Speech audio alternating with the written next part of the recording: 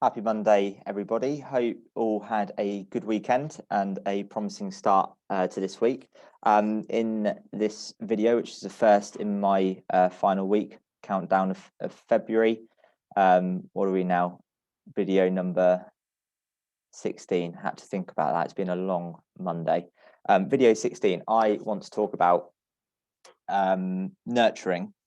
I would have spoken possibly about this a bit in a previous video, but in terms of nurturing, there's databases, CRM, nurture tools, etc., that you can set up to stay in contact with your buyers, for example. Now, there's a few different stats and figures out there, whether it's 2/3, 3/4 of buyers do not go on to sell through the estate agent they bought through, and it's no surprise, because I will openly admit in a lot of my estate agency career, perhaps a little bit too transactional rather than looking at building relationships and having lifetime clients, for example.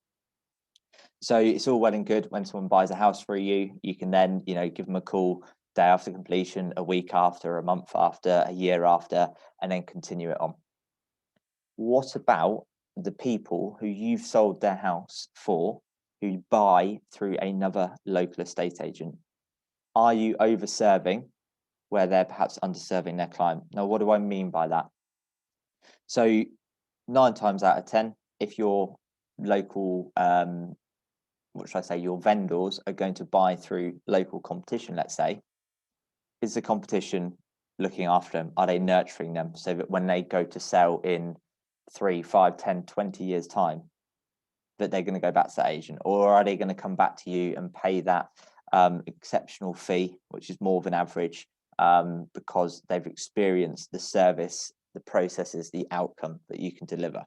I'm just going to throw a few stats out there that I know from my experience in agency. So in my last full year in agency in 2019, there were 25 properties that I had sold which purchased through local competition. 25 properties.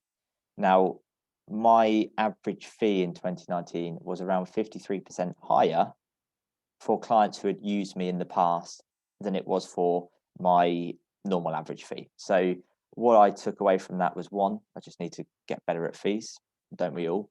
But two, the clients who had experienced the service and outcome that we could deliver them in previous years, whether that's tenant, buyer, seller, landlord, they were prepared to pay more because they knew what they were going to get. Whereas I think a lot of potential clients who haven't used an estate agent before see it as a bit of a commodity, like going to the supermarket and buying something, and just think that all estate agents are the same, for example.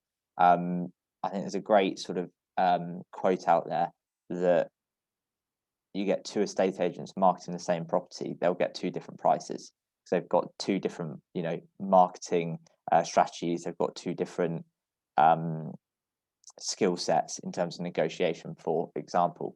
So 25 properties I sold in 2019 went on to buy through competition. Now, based on the average fee in the office where I was, that is £189,000 of potential future fees. That's not even factoring in recommendations, referrals, etc., etc. That's just those people potentially doing business with you again and selling that property again 2 years, 5 years, 10 years time. 189,000. Now, if I work that out over a 5-year period in which I was managing that branch, it's around about £950,000 worth of revenue there. Looking back now, I don't think I was nurturing that anywhere near as much as what I should have been doing. There's no reason why you can't go into your chain details in the system and those people who buy locally through competition, set them up in a nurture campaign. Contact them after completion, contact them 6 months in time, contact them a year in time, 2 years, 3 years, and so on. Just keep repeating that process. When they come to sell in the future, they're going to have more of a loyalty to you and not forget you because you've had that stay in touch policy, as opposed to them going into witness protection like they probably will do with the agent they've bought through. So a bit of a long rambling message from me today, but have a look at your database, look at the people who you sold houses for and bought through local competition. Are you nurturing them at the moment? If you're short on appraisals, instructions, go back through those clients who you sold for half a dozen years ago, a decade ago, a dozen years ago. Ring them up because they probably haven't heard from the agent they bought through. This is now going to be a little plug for anyone who stayed watching to the end. We have a Home Search digital conference happening on Wednesday at 11:30. It'd be amazing if you could join it if you're not already registered for it. It's going to be something happening monthly for the rest of this year now. There's going to be some amazing value-added content in these. So if anyone wants to register, drop me a message, give me a call, send me an email, and I'll be happy to get you on that.